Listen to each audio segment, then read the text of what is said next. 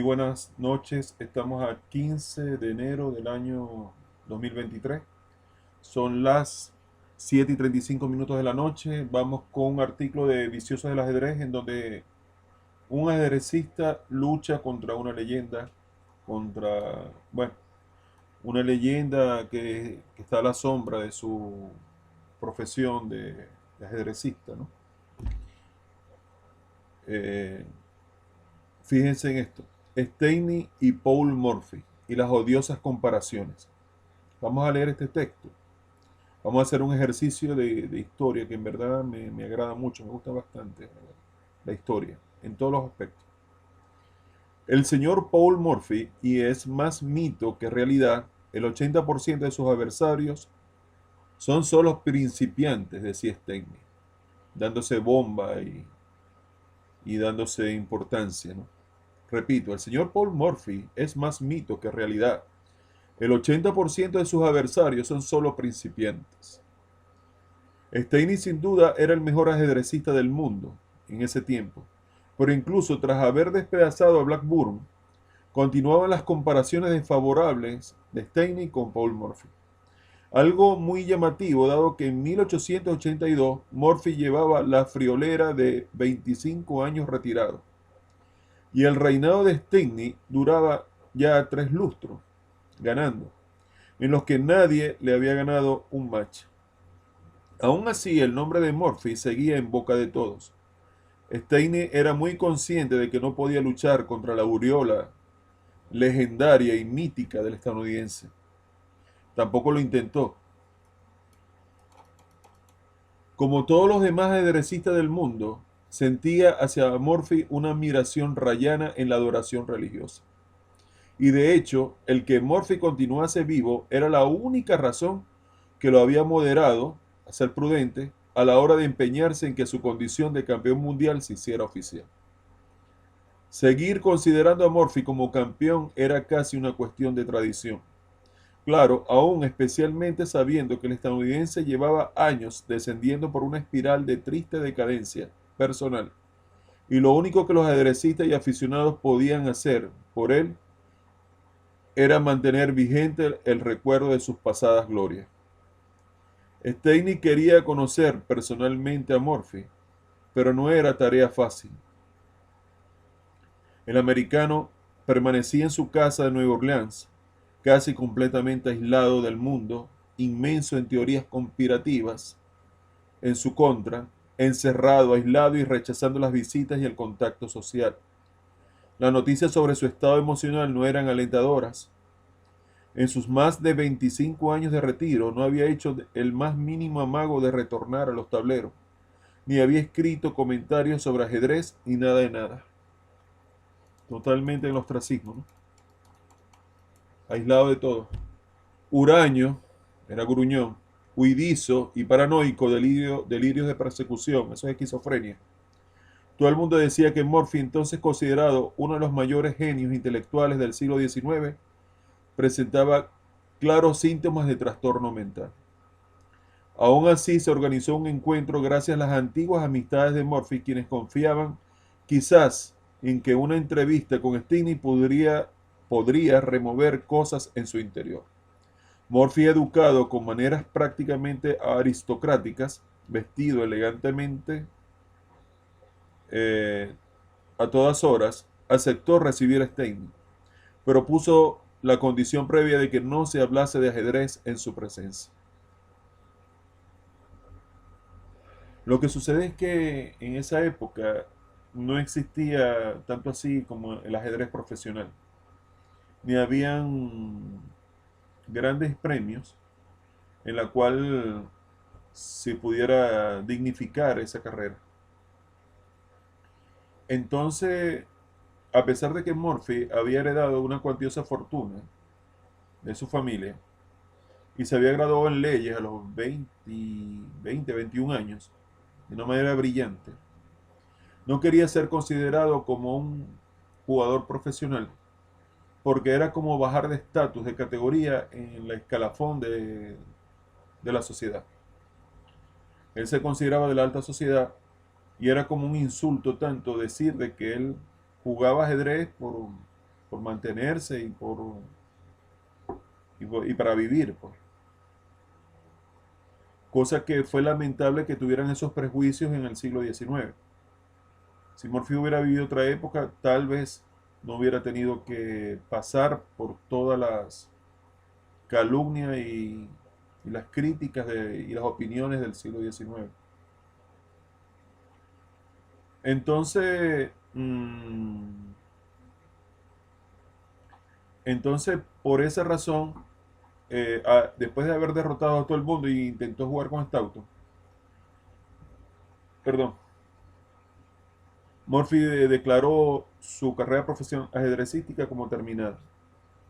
A la larga, como abogado, no fue gran cosa. Y la guerra de secesión del norte contra el sur, por la lucha por el poder de aquellos que querían dividir a la Unión Americana, la Confederación eran separatistas y no querían ser sometidos por la parte norte de los Estados Unidos. Sí. Bueno, y entonces en esa guerra el sur perdió y casualmente Morphy vivía en el sur. Esto trajo muchas tragedias en todos los sentidos en su familia. Y estaba en una profunda depresión y soledad. Entonces, como era un hombre de palabra, en verdad no quería ser arrastrado nuevamente a ese mundo de los barcos, de los viajes, de los carruajes. Esa gente se trasladaba a caballo también. En ese tiempo de regresar a los clubes de ajedrez. Sin embargo, se le extrañaba mucho. Prácticamente fue el aislamiento lo que acabó aceleradamente en el deterioro a su vida. Eso fue lo que pasó con Morphy, ¿verdad? No, terminó solo y creo que murió en una bañera, que yo sepa. Sigamos leyendo.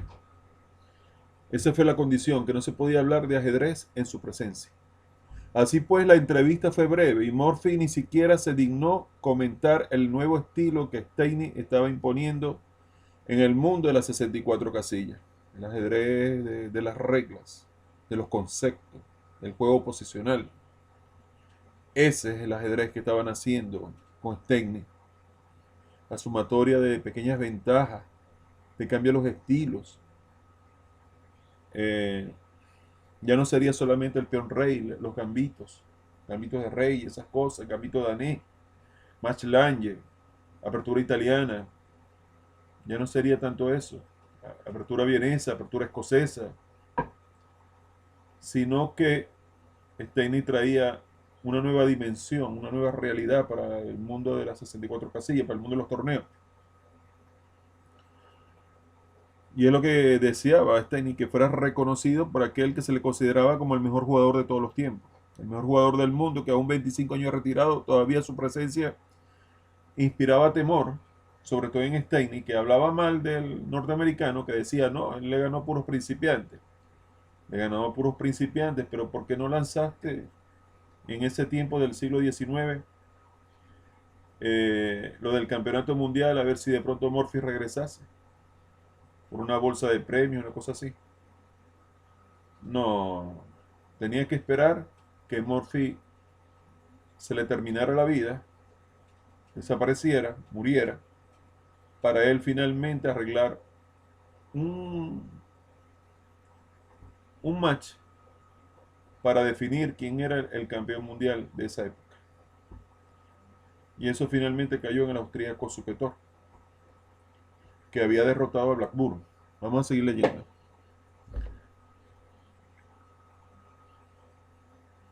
Si el austríaco albergaba, hablan de Steinitz, alguna esperanza de que el gran ícono estadounidense tuviese un gesto de aprobación y reconocimiento por su revolucionaria aportación al ajedrez, se quedó con las ganas.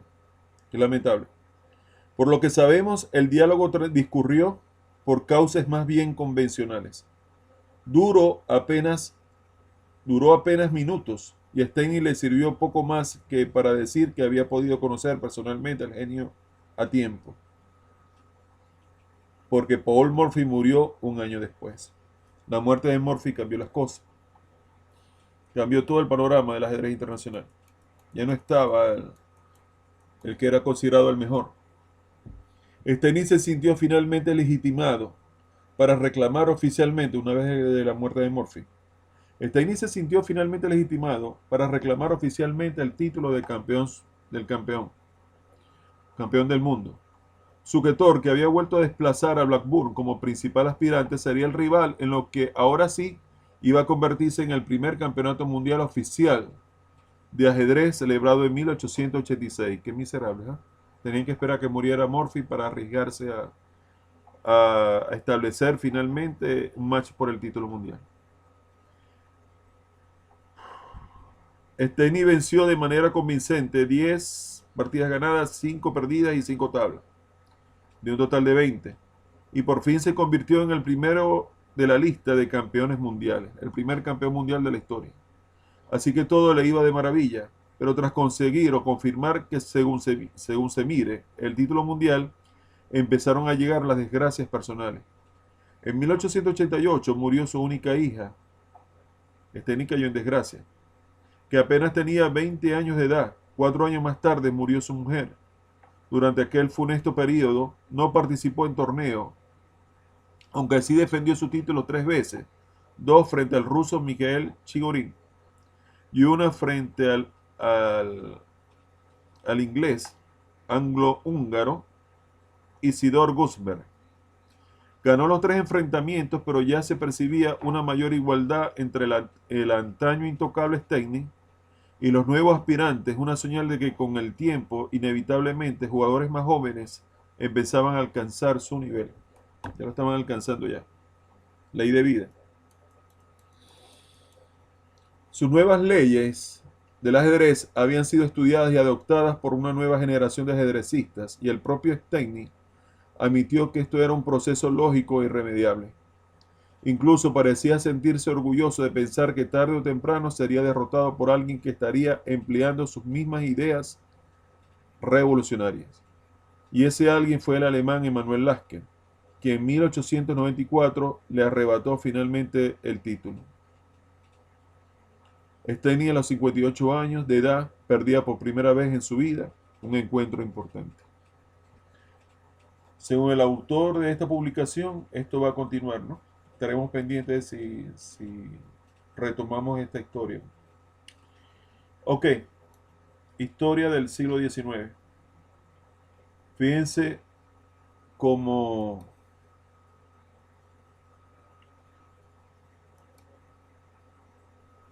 la naturaleza humana no cambia a medida que pasa el tiempo, a medida que pasan los años, las generaciones.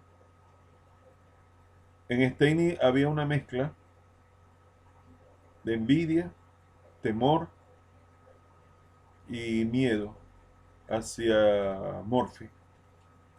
Pero Morphy, como estaba encerrado en sus problemas de salud mental y prácticamente estaba destinado a morir, era cuestión de tiempo para que eso sucediese. Morphy muere bastante joven, creo que a los 46 años, una cosa así. Y ya después, finalmente, Stennis se siente librado de la sombra de Morphy. Ya no tiene que estarlo cuestionando, criticando, pero qué miedo sentía Stennis de que Morphy regresase a los torneos de ajedrez, ¿no? Ahora, en lo que sucedió con su familia, para esa época no estaban desarrolladas las vacunas, había muchas enfermedades, la ciencia médica no había alcanzado el nivel que tiene ahora. Por eso es que el promedio de vida era bastante,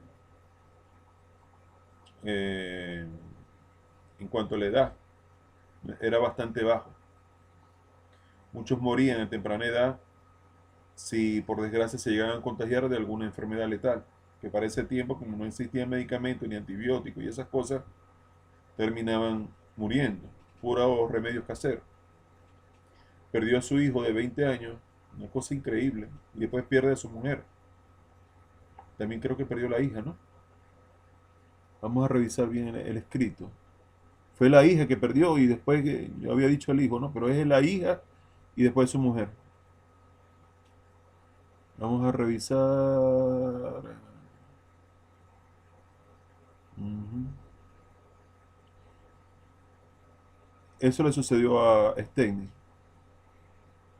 Bueno, él cuadró un match con Suketor, el otro austríaco, y lo derrotó en 1886. Pero las desgracias personales, sí, su única hija, sí. Tenía una única hija de 20 años de edad. Y 4 años más tarde muere su mujer. Y en aquel funesto y lamentable periodo, no participó en torneos, aunque sí defendió el título contra el padre de la escuela rusa de ajedrez, que era Miguel Chigorin. Chigorin era idolatrado mucho. Los rusos lo querían, pero de maravilla, a finales del siglo XIX, principios del siglo XX. Y creo que también Chigorin impulsó el ajedrez en Cuba. El ajedrez cubano no viene con la Revolución Cubana. Viene desde esa época, desde que Chigorin visitaba La Habana y formó grandes pinos allá. Bueno, Steny ya sentía cada vez más que los jóvenes se le acercaban, hasta que finalmente en 1894 lo derrotó aquel que duró más tiempo con el campeonato oficial en la historia del ajedrez, que fue el alemán Emanuel Lasker. Pero me doy cuenta de que Steny duró, según lo que pude leer, como 30 años imbatible, ¿no? No le derrotaban en match. Y después cuando se declaró oficial el título mundial, lo defendió como en 3 oportunidades, ¿verdad? 3 veces, 2 frente a Chigorillo y una frente a Guzmán. Pero pierde con Lasker en 1894. Y después de ahí viene el declive de Chigorín y termina de una manera lamentable. Entonces, ¿qué podemos aprender de este escrito de la historia? La historia nos enseña mucho. La historia nos da referencia de la conducta, de la personalidad de los jugadores, de los deportistas, del ser humano, del hombre como tal. Cuando, como le dije, Steiny sentía una mezcla, un cóctel, miedo, temor, envidia, rechazo. Lo conoció a su ídolo, le tenían como prácticamente invencible, una aureola de invencibilidad a Murphy. Pero no sé si para fortuna de él, porque hubiera sido bueno que Murphy tal vez salvase la vida si regresaba al ajedrez y dejaba el aislamiento. Hubiera salvado la vida. Pero lamentablemente Murphy, sumergido en sus miedos, en sus temores y en sus problemas de salud mental, eh, termina falleciendo.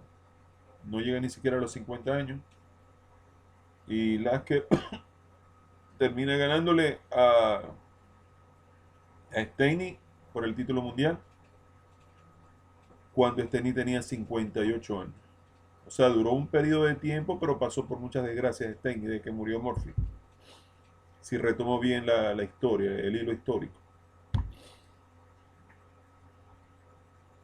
Entonces, prácticamente Lasker representó ese eslabón, ese paso del siglo XIX hasta el ajedrez del siglo XX, donde aplicó, eh, hizo muchos aportes a la teoría del ajedrez, aplicó muchos aportes, pues.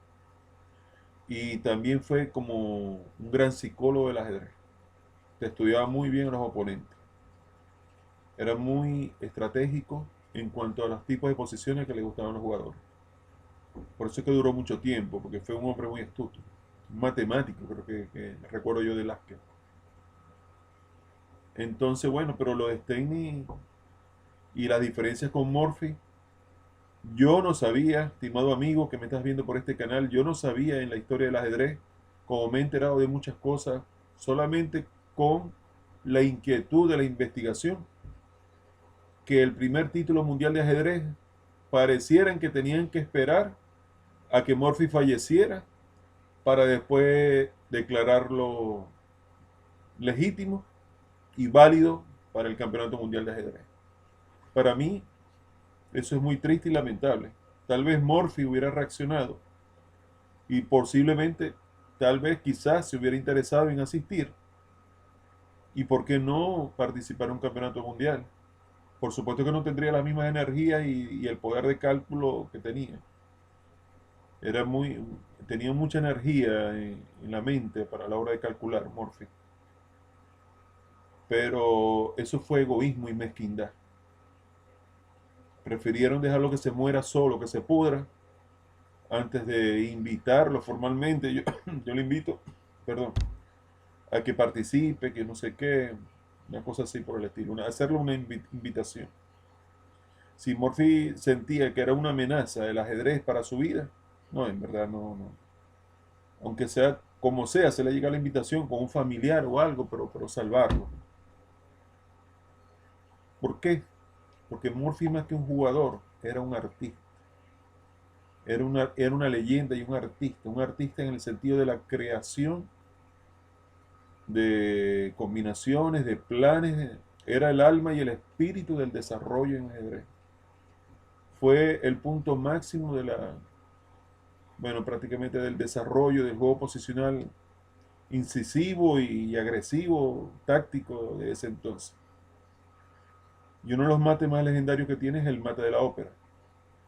Estaba en una ópera y hace el mate de la ópera contra dos jugadores y eso fue una maravilla con sacrificio de dama y mate de torre en el centro a un rey que quedó encerrado ahí. Eso fue una maravilla, sacrificio de dama en dama por caballo, creo que recuerdo yo, caballo por dama, torre de 8 mate, una cosa así. No, una belleza, una belleza. Pero bueno, esa es la historia, eso fue lo que pasó. Hay campeones del mundo, hay leyendas que llegan y se van. Eh, la calidad personal no tiene época. Si Murphy hubiera vivido con su talento en otras condiciones, se hubiera adaptado muy bien a las condiciones actuales y hoy por hoy sería un gran ajedrecista, que incluso Bobby Fischer llegó a decir que Paul Murphy era el mejor jugador de todos los tiempos. Pero yo no sabía que existía esa mezquindad y ese egoísmo, que en vez de invitarlo con todos los honores a que regresase formalmente, de pronto hubiera ayudado al ajedrez porque hubiera atraído mucha gente. Y al atraer gente, atrae empresas, patrocinantes. Y tal vez el ajedrez se hubiera oxigenado con la presencia de Murphy. Pero el egoísmo, primero yo y solo yo, primero yo, luego yo y después solo yo. Así la cosa, primero yo, luego yo y después yo, más nadie. Con esa mezquindad se perdió esa brillante oportunidad de ofrecerle a Murphy esa oportunidad de poder legitimar su condición de ser el jugador más fuerte de todos los tiempos a través de un título de campeonato mundial. Pero no le dieron ese chance, pues, esa posibilidad al gran jugador norteamericano, ese magnífico jugador norteamericano, de poder demostrar su fuerza, su potencial de juego. Yo creo que la guerra influyó mucho, el desastre personal con respecto a su carrera de leyes. Las guerras siempre son terribles. Muchas leyendas han muerto. Miren, la mejor jugadora de la historia, les comento aquí entre nosotros, para ese tiempo, hablo de la historia, no les hablo a ustedes de la contemporánea, se llamaba Vera Mekin. No sé si era en Estados Unidos, no me recuerdo bien. No, era en Europa, Vera Mekin. Vera Mekin creo que recibió hasta instrucciones de Capablanca, orientaciones de José Raúl Capablanca, es lo que recuerdo yo en el tiempo. Pero por desgracia, en la época del nazismo, Vera Mekin termina muerta y desaparece en tiempos de guerra. Las guerras han hecho mucho daño a la humanidad, porque cuando se pierden muchas personas, muere mucha gente, también mueren buenas personas personas muy preparadas en todas las áreas de la sociedad, personas que son científicos, son profesores, son religiosos, tienen infinidad de capacidades y de profesiones y de potencial. Entonces cuando destruyes a las personas con las guerras, estás destruyendo, estás socavando, estás desapareciendo a un sector muy importante de la sociedad y de ese país. Por eso es que yo siempre he estado en contra de las guerras. Es más, es preferible la paz más injusta que la guerra más justa.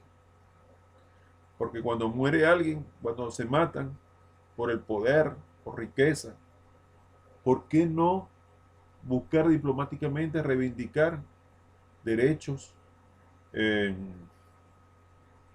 que se ayuden los pueblos unos con otros, que se apoyen mutuamente a través del diálogo? Pero no, siempre sale un loco con esos aires de grandeza, pensando de que ellos nacieron para conquistar el mundo, para conquistar un territorio extenso. Y todavía existen esos pensamientos de esas personas que quieren considerarse condes, reyes, emperadores, cosas así. Cuando nuestro Señor Jesucristo decía que para qué por qué buscas tesoros en la tierra donde el orín y la polilla corroen, ¿por qué no buscáis tesoros en el cielo? Es decir, es más seguro, sin dañar a nadie, tener una vida justa, legítima, sana, sin haberle hecho daño absolutamente a nadie, sin causar trastorno en las personas, ni robar, ni mentir, ni hacerle daño, nada, ni siquiera una mala palabra. Eso ayudaría a la evolución de la sociedad. Steiner solamente se enfocó en la parte de yo primero, el campeón, porque él pudo haber también empleado sus energías. ¿Cómo hubiera sido si Steiner hubiera creado una academia de ajedrez de alto nivel y hubiera cobrado inscripciones y hubiera cobrado mensualidades y hubiera tenido un grupo selecto de mejores jugadores y hubiera pasado una fase, después de seguir después de viejo como jugador de ajedrez, hubiera pasado una fase de multiplicar sus esfuerzos y dejar que los alumnos hablaran por sí mismos?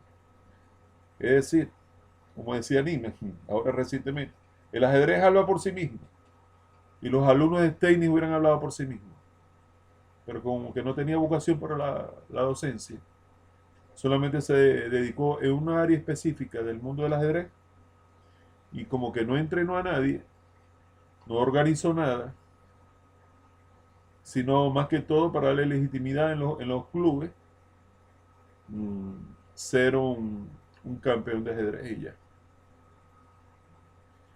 Entonces, ya para finalizar, hay que cerrar esto ya.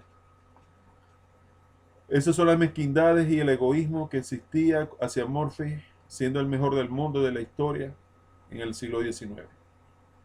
Muerto Morphy, entonces no critiquen a Steiner, en su interior sentía debilidad y sentía complejo de inferioridad con Morphy. Cuando Alekhine le da la revancha a Capablanca, un gran daño para el ajedrez a nivel mundial,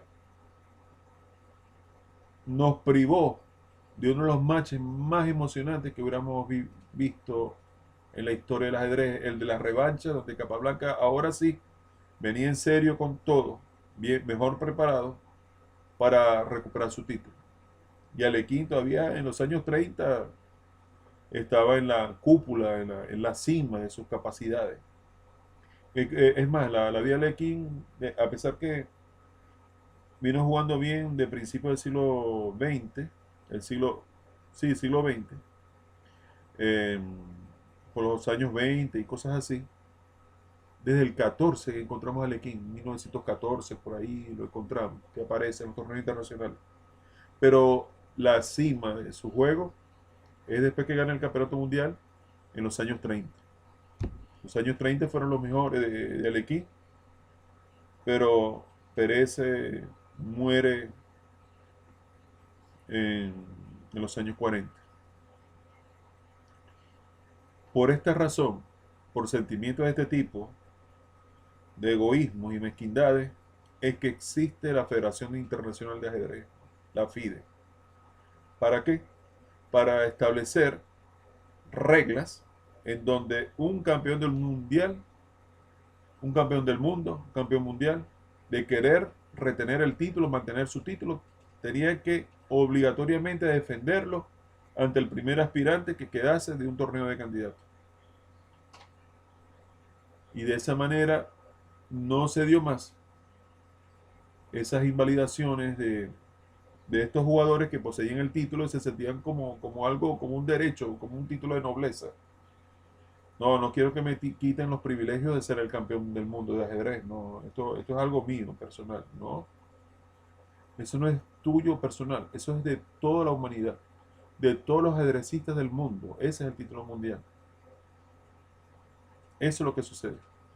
Por eso es que el mundo del ajedrez contemporáneo nos pegó muy fuerte el no defender el título por parte de Magnus Carlsen.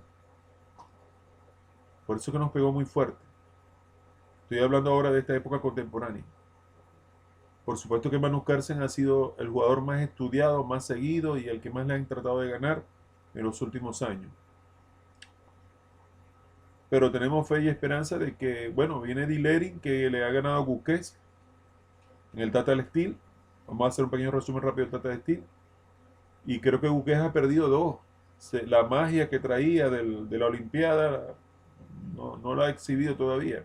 Es un torneo de los torneos más fuertes del mundo, el Tata Steel. Guquez lleva dos derrotas seguidas. Creo que perdió con Aronian, ahora que estoy recordando. Y Carlsen lleva una tabla y una ganada. Dilerin lleva una tabla y ganó la primera. Está empezando ese torneo en Holanda. Pronto vamos a retomarlo. Pero, ¿qué les puedo decir?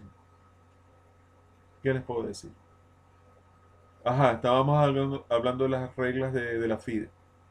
En vista de que Carlsen no va a defender el título, ahora van a disputarlos tanto Diliren de China contra Yerny Poniatchi de Rusia para abril de este año. Sería interesante. Yo voy apostando por Diliren. Vamos a ver. Porque se abre como el compás en cuanto a los jugadores de élite. No está tan cerrado, sino que da como una cierta expansión. Y eso me agrada mucho. Mañana en el Tata Steel, mañana 16 de enero del 2023 van a jugar Carlsen contra Diliren. Vamos a estar pendientes de esa partida. Cerramos. Si en verdad te gustó, te llamó la atención, disfrutaste, compartiste conmigo sobre el ajedrez del siglo XIX. Y ahora que te estoy comentando un poco que voy siguiendo el Tata Steel, pero seguirlo ronda a ronda, bueno, hay jugadores que llevan 2 puntos ahí, pero Carlsen está al acecho y mañana tiene una partida importante con Diliren. Finalmente no se retiró por un año, era falso. Caímos por inocentes muchos amigos, especialmente yo. Pero bueno, lo vimos oficial en una página prestigiosa del mundo del ajedrez y bueno, nosotros pensamos que era verdad y parece que no fue así. Pero no importa. Mejor que juegue Carlsen. Carlsen es la grandeza en esos torneos, los torneos de ahora contemporáneos.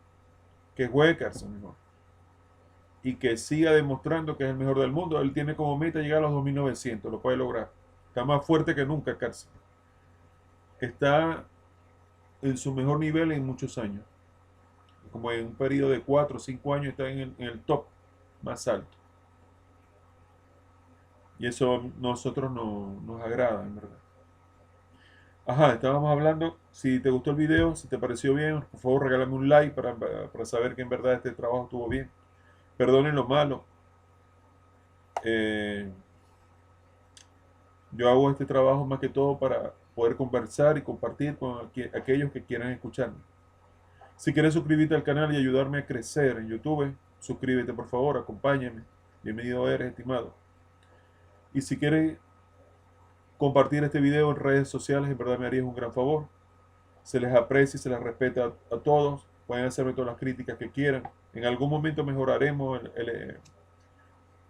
la tecnología que disponemos. En algún momento será. Lo que pasa es que la situación país de Venezuela es bastante fuerte y a mí me duele cuando me critican. Pero uno también pasa por situaciones difíciles a nivel de economía en este país. Pero hay que darle gracias a Dios en primer lugar, antes que todo, por la vida y por la salud que tenemos, que disponemos, y por la familia que tenemos, y por las amistades, por todo el mundo. Aquellos que hacen de nuestra vida un mundo mejor.